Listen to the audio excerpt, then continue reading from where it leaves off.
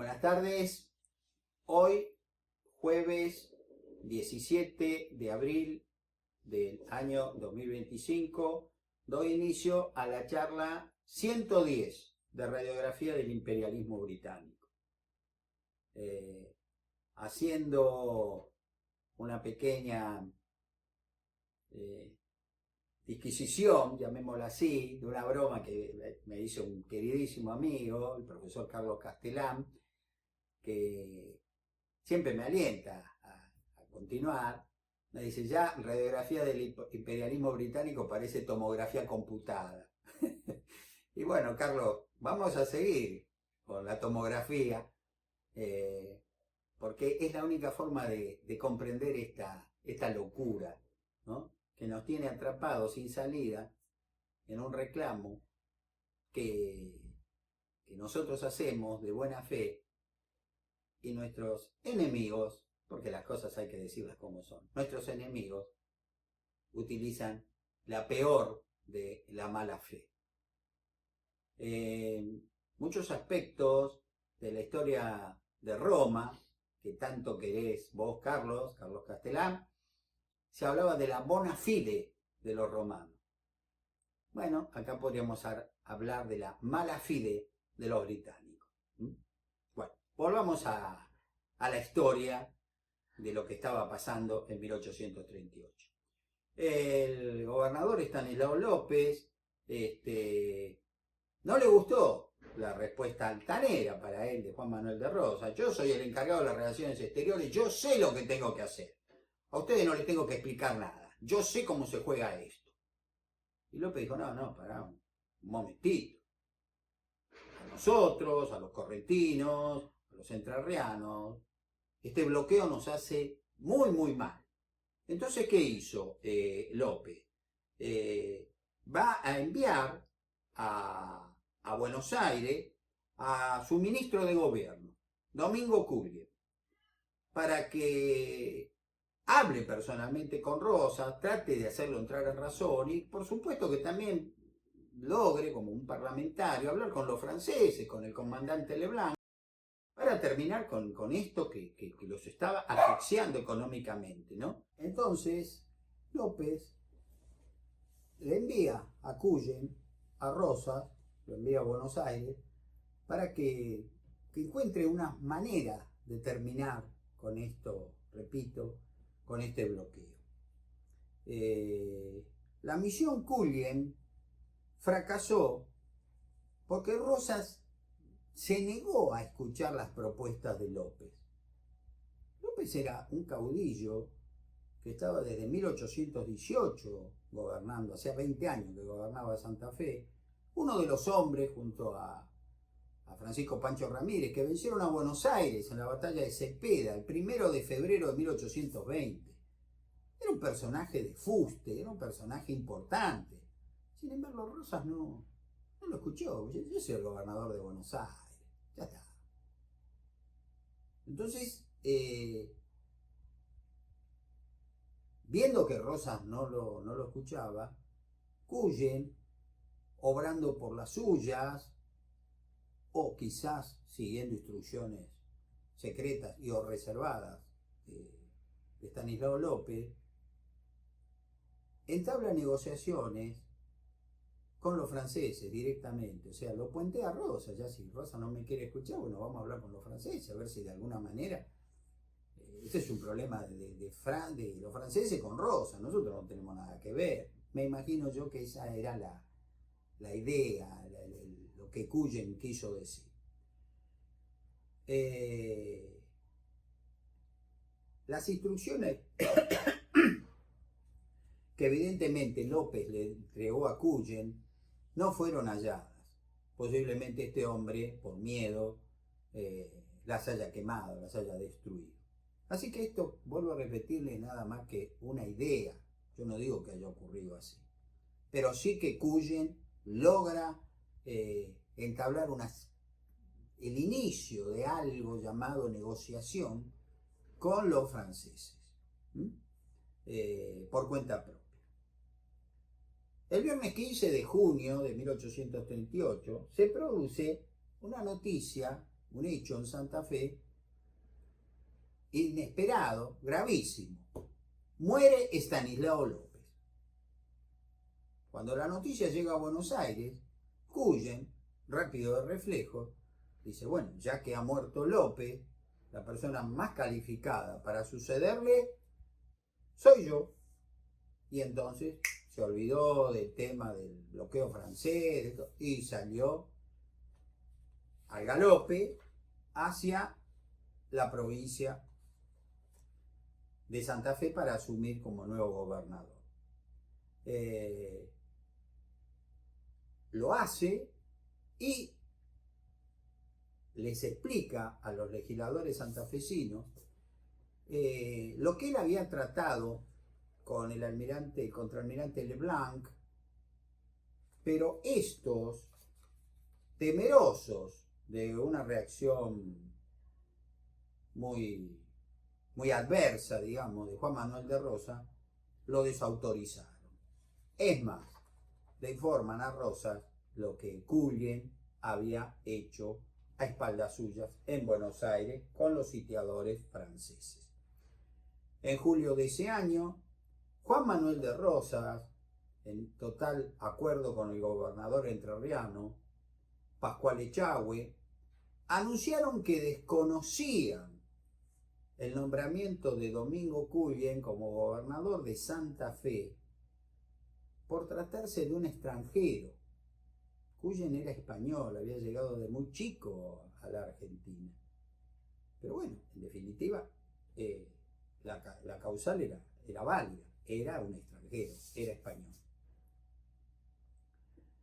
Y además lo acusaron prácticamente de traidor por haber entablado negociaciones secretas con un enemigo de la Confederación Argentina, como era el contraalmirante Luis Francisco Leblanc, de la Armada Francesa.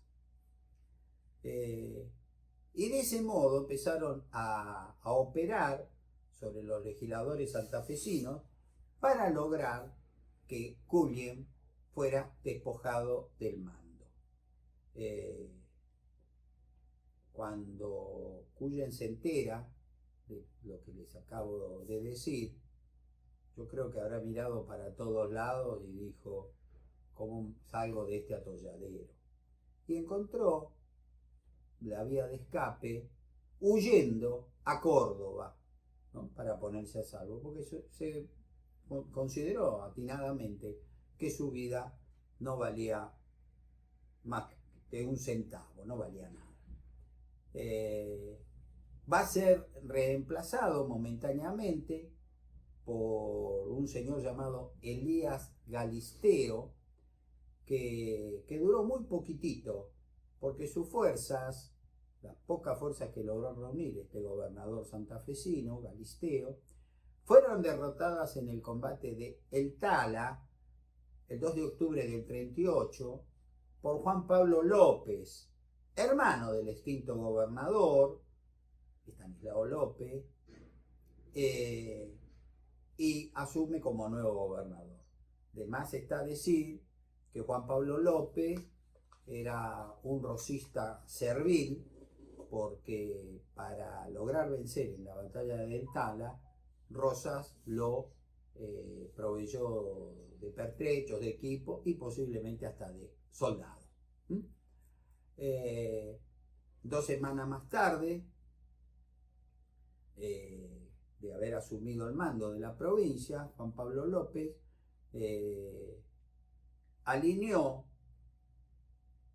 férreamente la política de su provincia a la de Buenos Aires. Es decir, lo que diga Rosas, yo lo obedezco, no lo discuto, no lo cuestiono.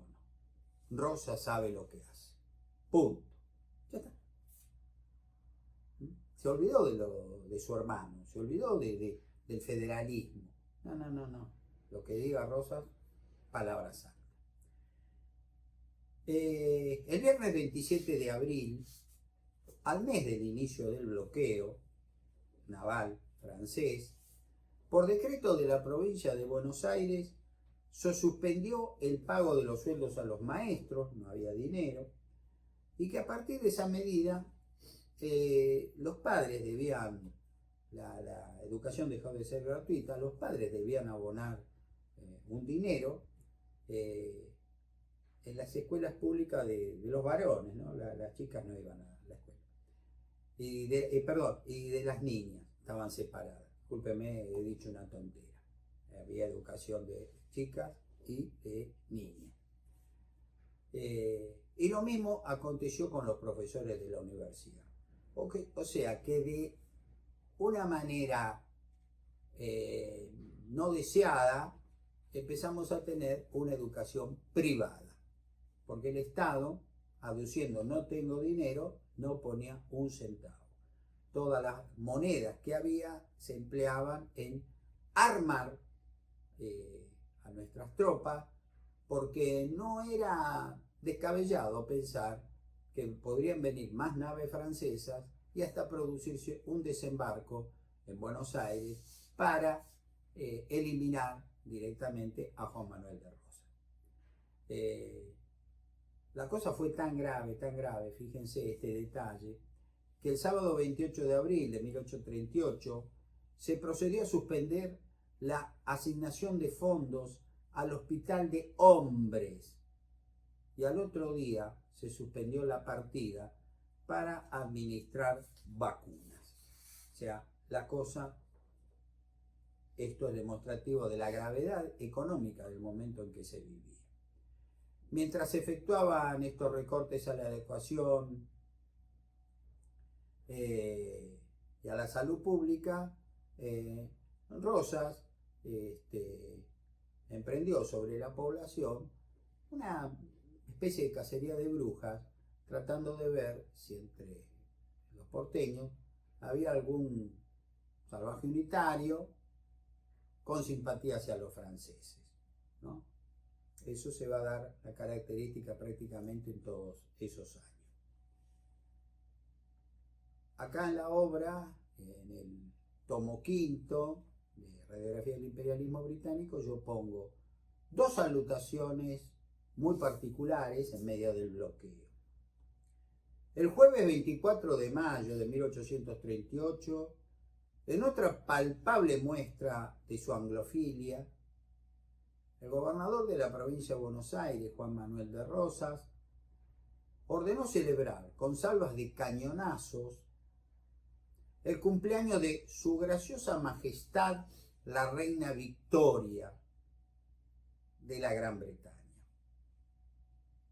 Un mes más tarde, el miércoles 20 de junio, ordenó disparar salvas de artillería. Ustedes dirán, bueno, 20 de junio, la muerte del general Manuel Belgrano, qué bueno, qué lindo recuerdo. No fue por Belgrano. Fue para conmemorar el primer aniversario de la asunción al trono británico de la reina Victoria.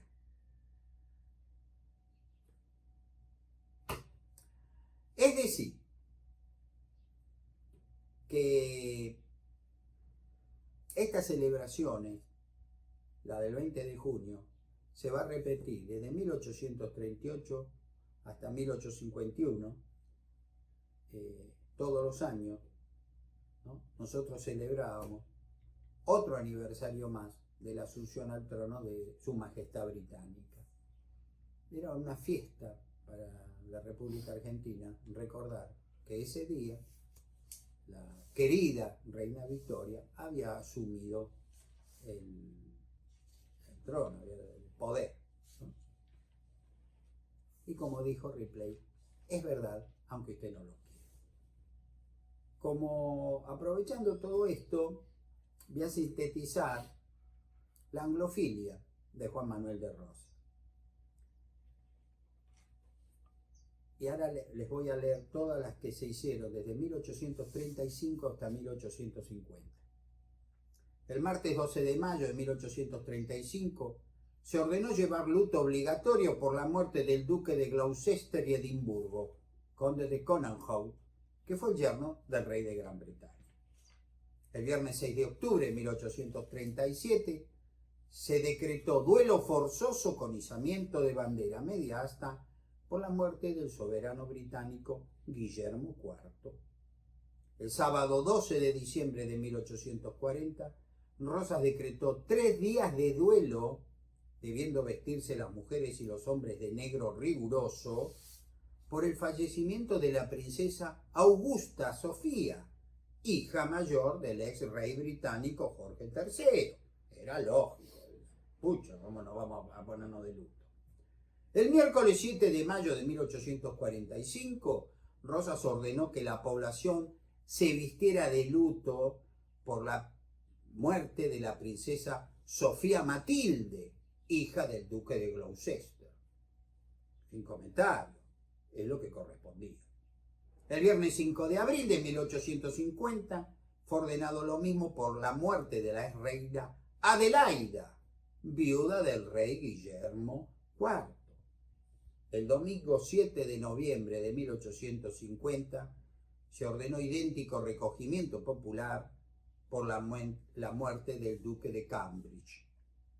Y ahí terminó estas increíbles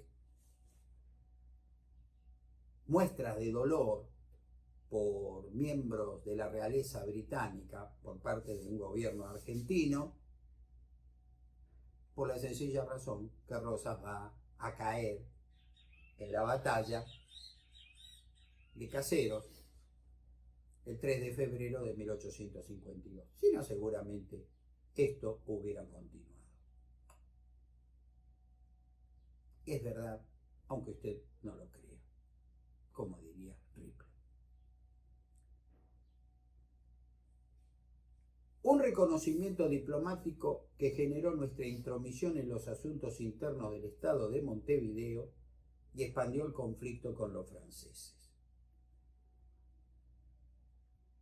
El primer presidente del Estado de Montevideo, hoy República Oriental del Uruguay, fue el general Fructuoso Rivera, que asumió el poder el sábado 6 de noviembre de 1830. Les recuerdo, mis queridos amigos, que el Estado de Montevideo fue un logro de la diplomacia, de la política imperialista británica que hizo enfrentarnos a argentinos y brasileños y, en definitiva, para crear lo que ellos querían. Un Estado tapón entre los dos grandes colosos sudamericanos, que no es otra cosa que la República Oriental del Uruguay. Y no quiero decir con esto nada despectivo hacia la misma. Es un país territorialmente chico, pero es un país orgullosamente grande. Un país que en lo particular yo le tengo simpatía.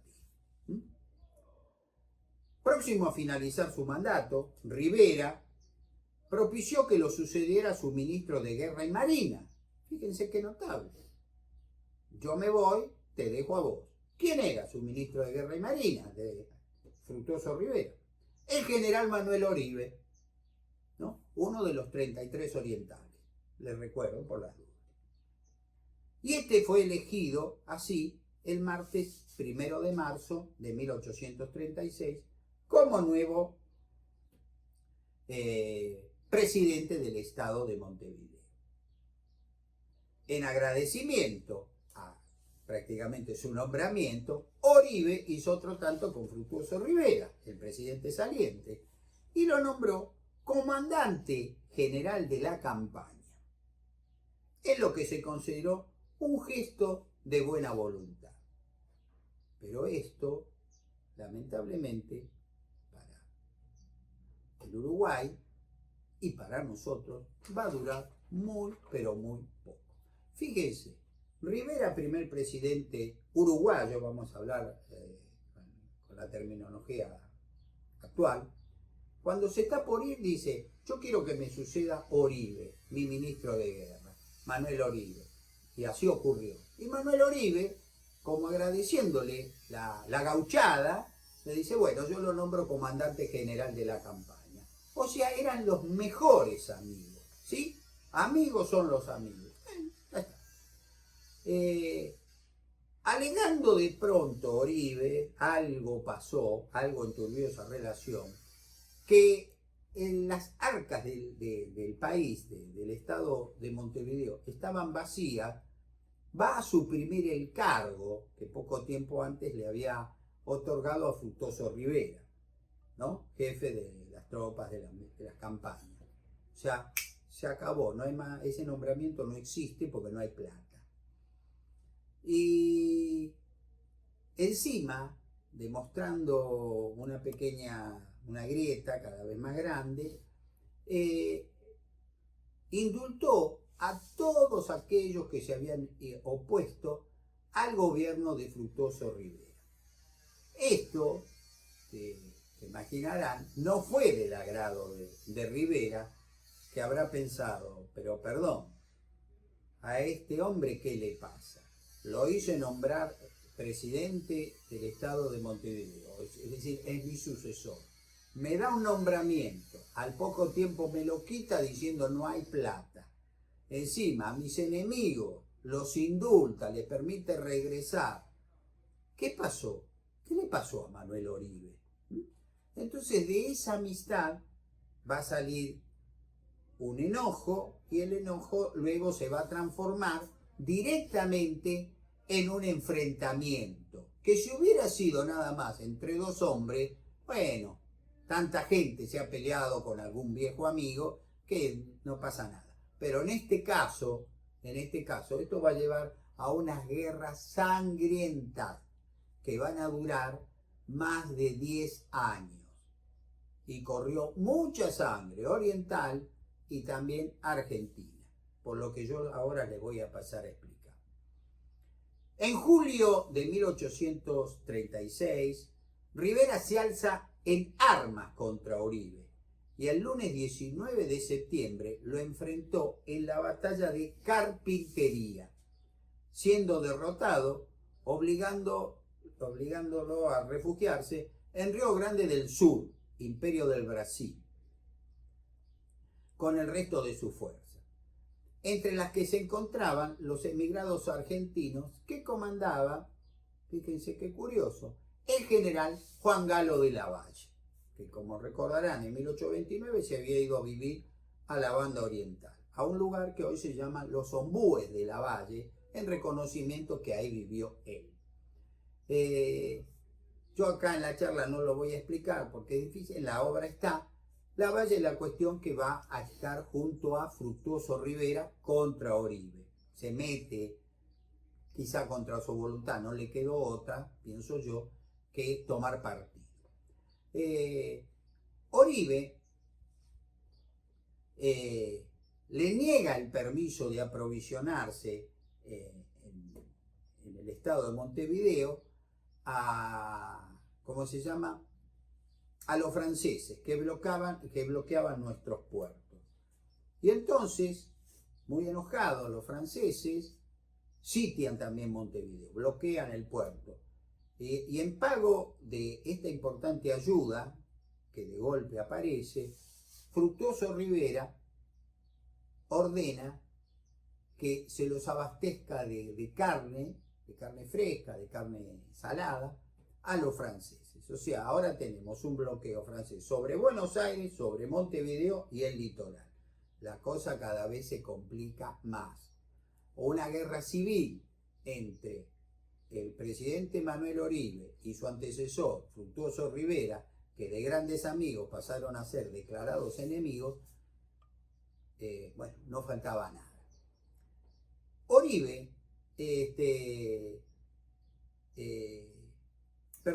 hermano de Oribe, Ignacio, va a ser vencido por las tropas de Fructuoso Rivera en la batalla de El Palmar.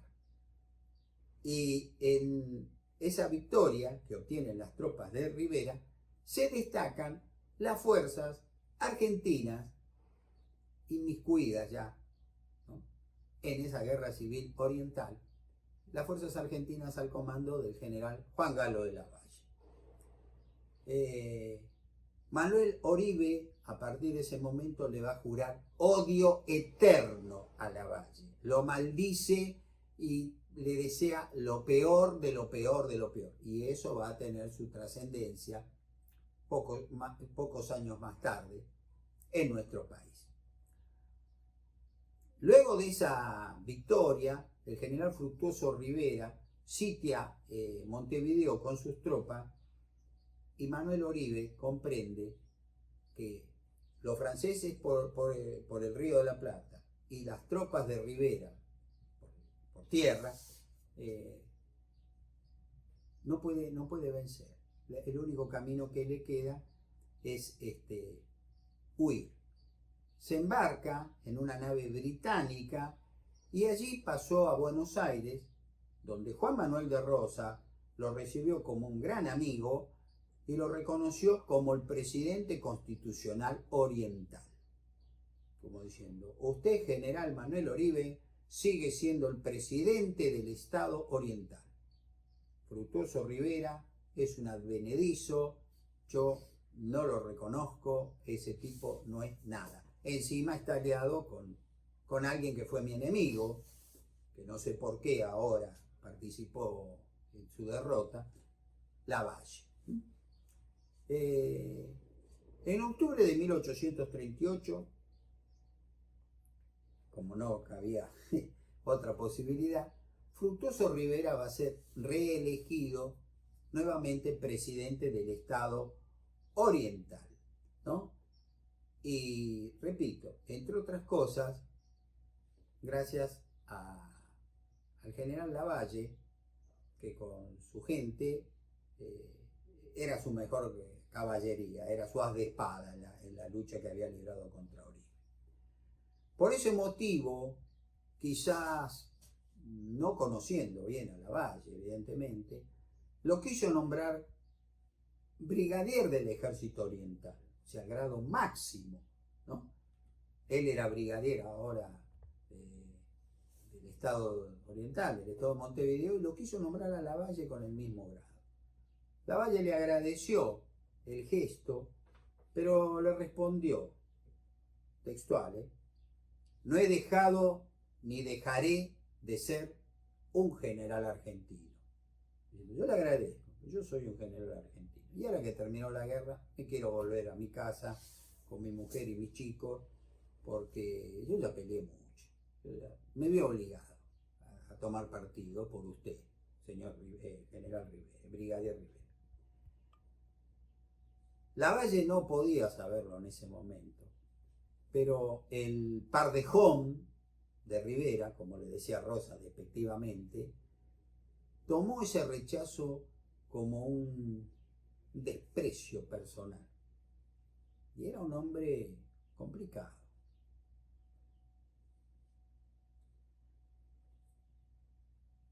El apodo de Pardejón, al que me he referido, se lo dio Rosas. Se trataba de un animal, de un toro, muy mal llevado. Un animal complicado. O sea, lo trató de animal y complicado, las dos cosas. Y en eso me parece que en esa definición, por lo que aconteció, Rosa tuvo razón. Porque Rivera pasó a ser de así, así, así, en fin, complicado. En pocos meses comprendería Lavalle que Fructuoso Rivera era una persona muy vengativa. Sí, en ese entonces la mayoría de estos personajes juraban odio eterno, venganza, ¿no? Era muy difícil vivir en esos momentos. Era bravo, ¿no? Verdaderamente era complicado. Por eso yo siempre digo que no podemos juzgar hechos de la historia con nuestras vivencias actuales. Uno tiene que comprender cómo se vivía en determinada época y no traspolarla a la actual. Cosas que hoy a nosotros nos pueden llamar a curiosidad, a espanto, a simpatía, nada más.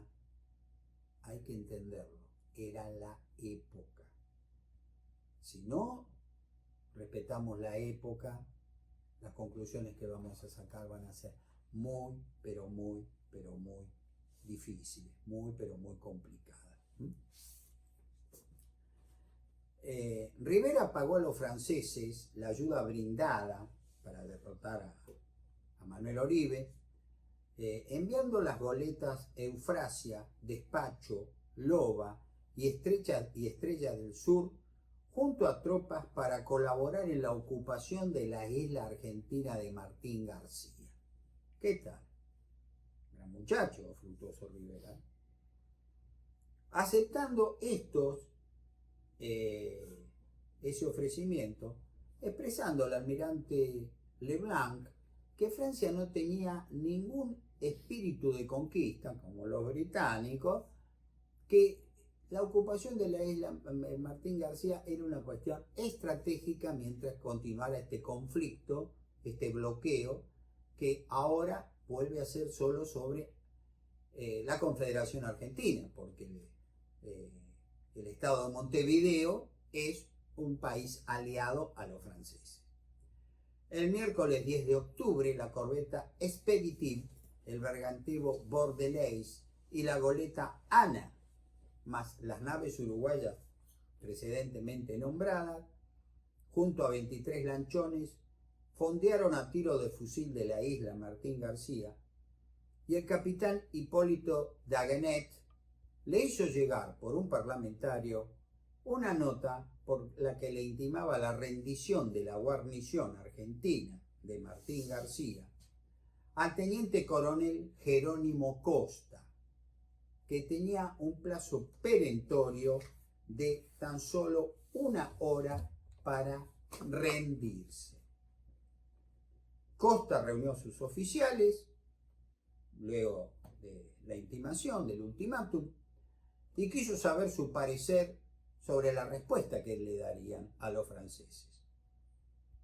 Estos valientes unánimemente respaldaron las palabras del sargento mayor Juan Bautista Torne, estadounidense de nacimiento. Juan Bautista Torne, un personaje ante el cual uno chapó, hay que sacarse el sombrero. Ese sí que fue un yanqui con todas las de la ley. ¿Quién le dijo? Que aunque él no era nacido en la República Argentina, repito, era estadounidense, estaba acostumbrado a combatir con dignidad bajo este pabellón, y que combatir era el deber de los que defendían la isla. ¿Qué tal? ¿Qué palabras, eh? Aprobado ello, Costa entregó su respuesta al parlamentario francés, que dice así: en contestación a la nota del señor comandante, solo tengo que decirle que estoy dispuesto a sostener, según es mi deber, el honor de la nación a que pertenezco. En criollo era: caballeros, si ustedes desembarcan, nosotros vamos a combatir. Y vamos a combatir con todo lo que tengamos. Dagenet ordenó al otro día desembarcar a una fuerza de 550 hombres al mando del capitán Santiago Ciurano, un italiano al servicio de Rivera, protegidos por el fuego de la artillería naval, y si bien la batería que comandaba el sargento mayor Juan Bautista Torne respondió con gran valor, dado su escaso número, su pequeño calibre, no podía triunfar y debió replegarse. Si bien la lucha continuó durante 1 hora y media más en la minúscula isla de Martín García, frente a una superioridad calculada de 5-1, los nuestros no pasaban de un centenar de valientes soldados. Y cuando nuestras tropas se quedaron sin munición, Costa se rindió. Admirado por su valor, Dagenet le permitió zafar a Buenos Aires a todos nuestros soldados, con nuestros heridos y nuestros muertos, donde fueron recibidos merecidamente como héroes. Y en un gesto poco habitual, este comandante francés recomendó al teniente coronel Costa, en una caballerosa nota dirigida a Juan Manuel de Rosas. Y la nota que me voy a permitir leerles, porque esta parte de nuestra historia, mis queridos amigos, seguramente ustedes no la conocen. La nota de Hipólito Dagenet decía así: al señor gobernador general de la República Argentina, encargado por el señor comandante Leblanc, comandante en jefe de la estación del Brasil y de los mares de la América del Sur, de apoderarme de la isla Martín García con las fuerzas que había puesto a mi disposición con este objeto, desempeñé el 11 de este mes esta misión. Ella me ha proporcionado la ocasión de apreciar los talentos militares del bravo teniente coronel don Jerónimo Costa, gobernador de esta isla, y de su animosa lealtad a su país. Esta opinión, tan francamente manifestada, ha sido también de los capitanes de la corbeta Expeditive y Bordelais, que han sido testigos de la increíble actividad del señor coronel Costa y de las sabias disposiciones tomadas por este oficial superior para la defensa de la importante posición que estaba encargado de conservar. Lleno de estimación por él, he creído que no podía darle una mejor prueba de los sentimientos que me ha inspirado que manifestando a vuestra excelencia su hermosa conducta durante el ataque dirigido contra él el 11 de este mes, por fuerzas bastante superiores a las que él podía disponer. Soy, con el más profundo respeto, señor gobernador general, de vuestra excelencia, su muy humilde y obediente servidor, el comandante del bloqueo y jefe de la expedición sobre Martín García, Hipólito Dagenet. La guerra, para mí, es la culminación de un malentendido, de un enfrentamiento, es una barbarie, por la cual los hombres se matan con deleite, se podría decir en algunos casos. Sin embargo, notas como esta, verdaderamente, que deberían de ser conocidas, en este caso por todos los argentinos, demuestran que el ser humano tiene una oportunidad.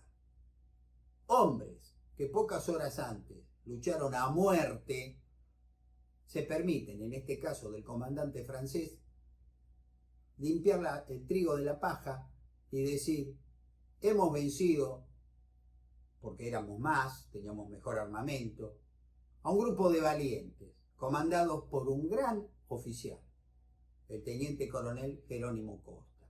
Y por eso él le hizo saber lo que había acontecido al gobernador de la provincia de Buenos Aires y encargado de las relaciones exteriores de la Confederación Argentina, brigadier Juan Manuel de Rosas, lo que había ocurrido. Gestos como estos verdaderamente a mí me hacen sentir una gran esperanza por la humanidad. Mis queridos amigos, creo que con esta nota tan hermosa del comandante Hipólito Dagenet, no vale la pena seguir unos minutos más extendiéndome en esta charla. En la próxima vamos a ver cómo se incrementa este bloqueo que les recuerdo empezó por los padecimientos del litógrafo César Hipólito Blaclé y luego como consecuencia del mismo, no voy a contar todo lo ya explicado, relatado, por el 25% del aforo, o sea, del aumento para las mercaderías francesas que va a generar el bloqueo. Repito una vez más, en este momento en que yo estoy grabando esta charla, el mundo ve a Sorado como un hombre parece que no se da cuenta que el poder que tiene, o sí se da cuenta del poder que tiene, está llevando quizá a este mundo a una encrucijada que bueno, que parece que está por arrojar por la borda casi 80 años de historia universal. La historia nunca termina, pero eso sí les puedo asegurar, que no sabemos lo que está por pasar. Lo triste, lo preocupante, es que quizá él, el jerarca chino, tampoco lo sepa. Roguemos a Dios para que logren bajar los decibeles, porque la cosa se está poniendo muy, pero muy difícil. Nada más, muchas gracias por su atención.